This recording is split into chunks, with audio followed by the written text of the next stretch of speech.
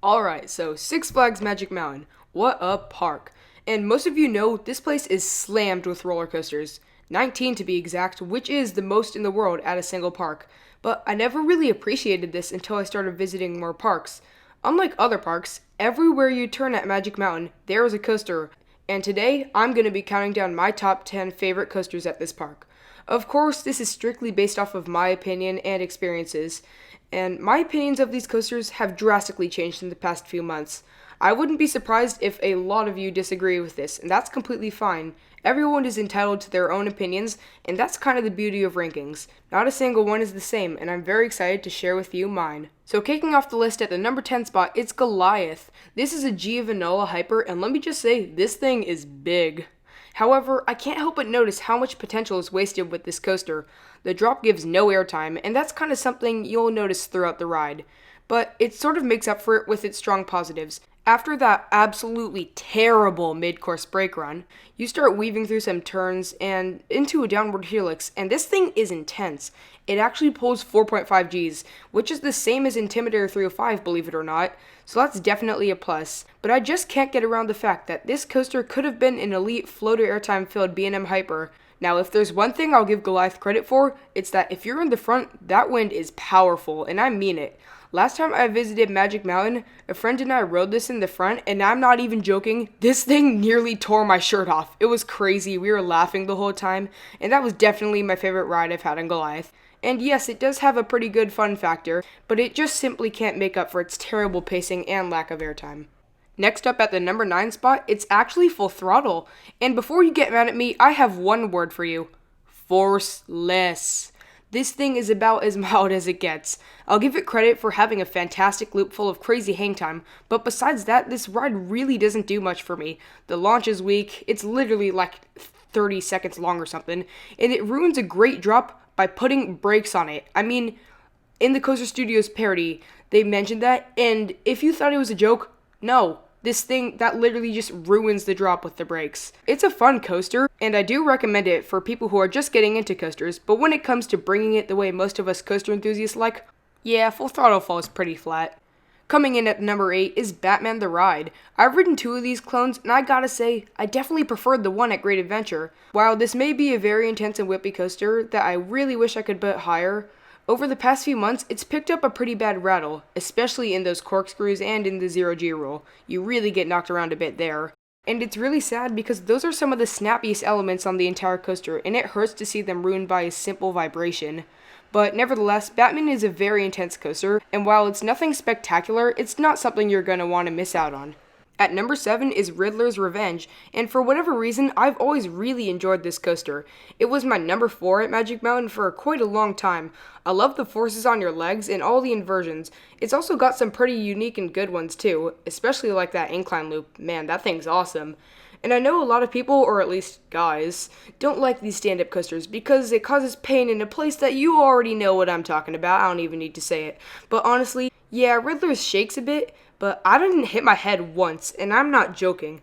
Personally, I'd be sad if it was converted to a floorless, because like I said earlier, I like the pressure on my legs when you go through an inversion. It's also a very long ride, and if you're a fan of inversions, you'll definitely enjoy this run. It also has an obnoxiously loud roar, so just beware of that.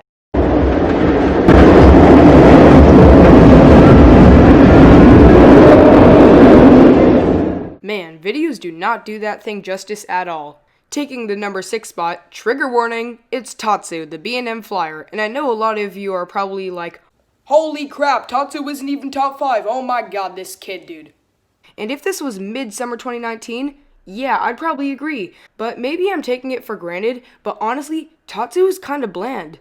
Most of the ride is just meandering around with a corkscrew here or there, except for the pretzel loop, that thing's ridiculous. But I do get that these flying coasters are just meant to enhance the feeling of flying, and it definitely succeeds in that. If you actually get a sunset ride, it feels very majestic as you glide around in the sky, and it's really fun.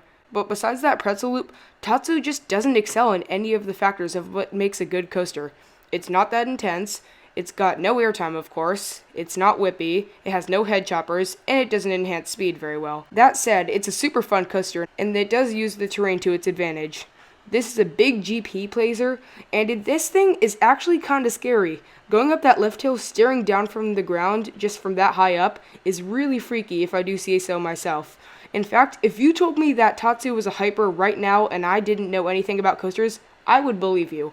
But I'm just not as impressed as I used to be. Maybe I'm taking it for granted, like I said, but I just don't adore this ride like the way other people do. Except for the pretzel loop, of course. Okay, now this is an even bigger trigger warning, but kicking off the top 5 is Viper. This is an old Aero Mega Looper, and guys, my opinion on this ride has just changed so much lately. I used to say it sucked, it was forceless, and it was the roughest ride ever, but now I really appreciate it for what it is. It has a classic feel to it that you don't get on most other multi-inversion coasters. There's an insane amount of hang time on the Batwing and corkscrews. I did touch on that on a different video. But what really put this up in my rankings is 1, the crazy whip on every element in the back row, but more importantly, there was no headbanging anymore.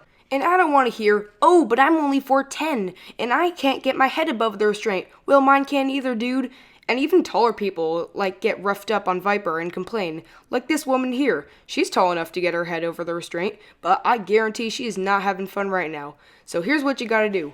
Push yourself up as much as you can until your shoulders are literally touching the restraint. That did the trick to me. Also, if that's kind of hard, just try stapling yourself. And putting your head forward does not help. I've never really found it to help on any ride, but I don't recommend trying that. And even if you don't want to ride Viper because you think it's going to be painful or whatever, I highly recommend that you do because sadly, it's going to be a rare credit pretty soon.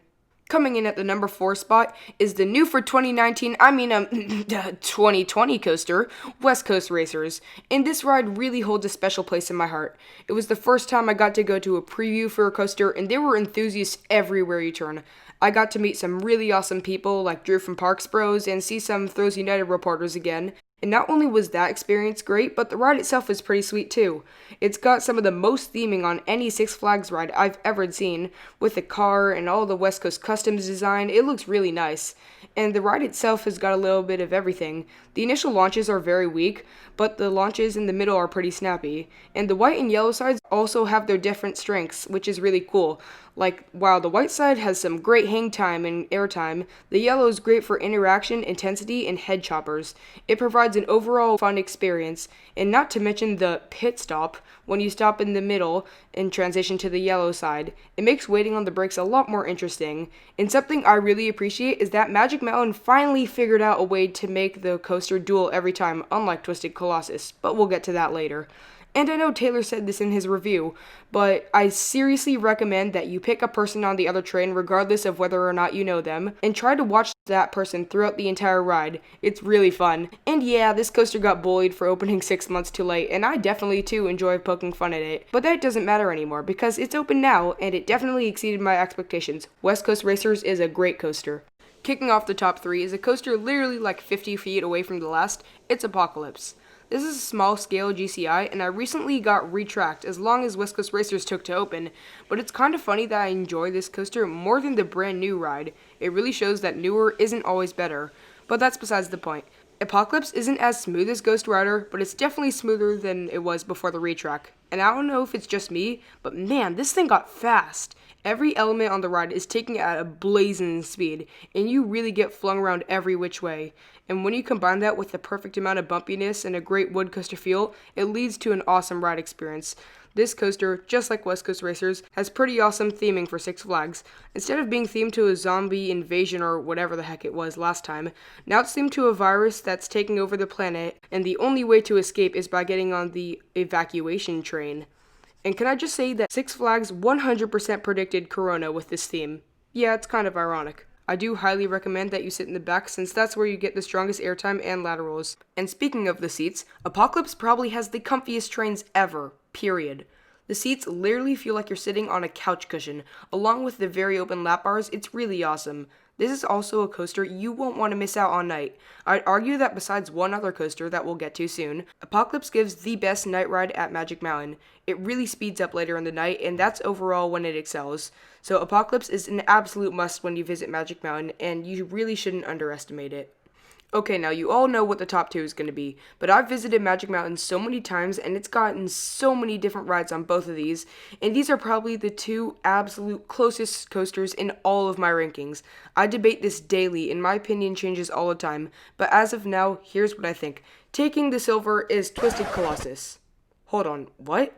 I thought you said... That bear next to you, that bear next to you, that bear next to you. And yeah, I did say that. And yeah, Twisted Colossus does give the best night ride I've ever experienced. However, I think I might have been too in the moment, if you get what I'm saying.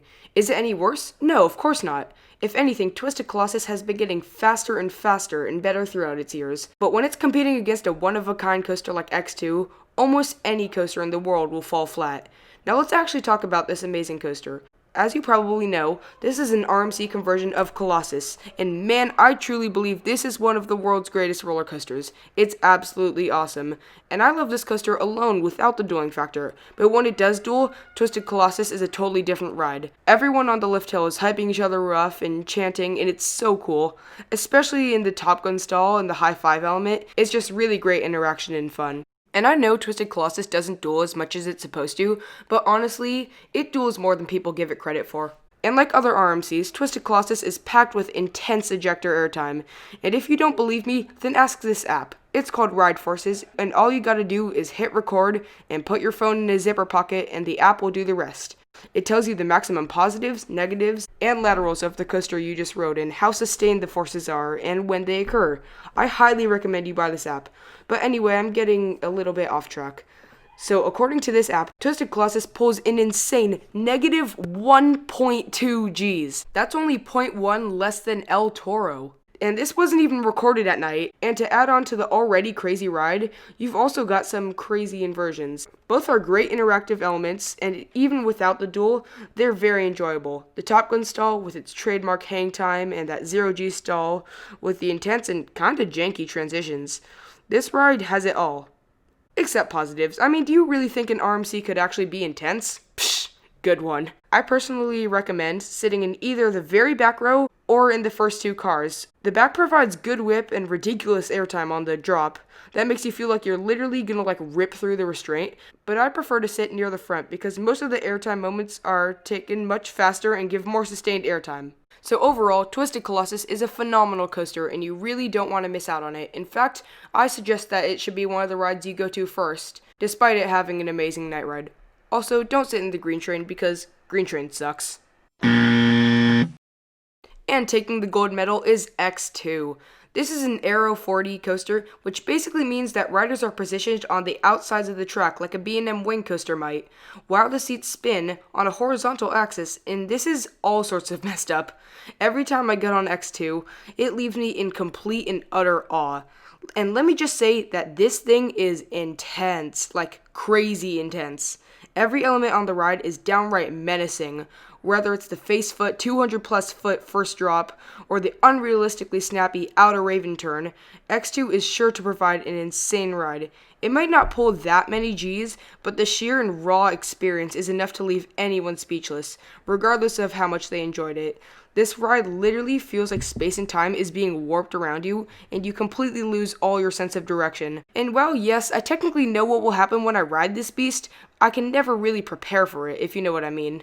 This ride is simply madness. For a smoother experience, I highly recommend sitting on the inside seat, but even if you are in an outside seat, I still find myself laughing through every moment of the ride. And when you've got the fire and music going, there's just nothing else like it, and it's totally surreal. X2 is an absolute monster. And there you have it. That is my top 10 coasters at Six Flags Magic Mountain. So if you've noticed, we unfortunately didn't get to cover every single roller coaster. Rides that used to be on this list include Scream and Superman Escape from Krypton, so those deserve an honorable mention. And I'm curious, let me know what your top 10 is, or if you haven't gotten a chance to visit Magic Mountain, comment your prediction. Feel free to list every reason why Viper shouldn't be on the list as well. And if you enjoy roller coaster content like this, do me a solid and subscribe to my channel and click that bell icon so you'll be notified every time I post a video. Make sure you drop a like on this video, and I'll see you all next time.